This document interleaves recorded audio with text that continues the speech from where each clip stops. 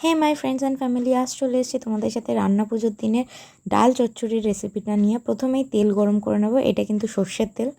তারপরেই তেলের উপর ফোড়ন দেবো 5 ফোড়ন, তেজপাতা, শুকনো লঙ্কা, কাঁচা লঙ্কা। একটু নাড়াচাড়া করে নিয়ে দিয়ে দেবো হলুদ, লঙ্কা, আদা বাটা, সর্ষে বাটা, পোস্ত বাটা।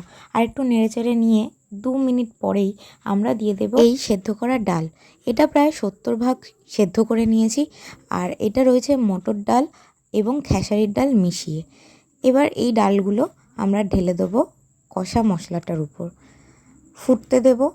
ফুটে এলেই আমরা দিয়ে দেব পরিমাণ মতো নুন। নুনটা কিন্তু বুঝে দেবে, তার কারণ জলটা যেহেতু শুকিয়ে যাবে পুরোপুরি। এবার দিয়ে দেবো চিনি।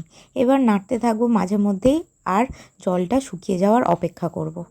দেখে নাও, আমি এখানে দিয়েছি মশলাটা, যে গুঁড়ো মশলাটা আমরা রান্না পুজোর দিন তৈরি করেছি।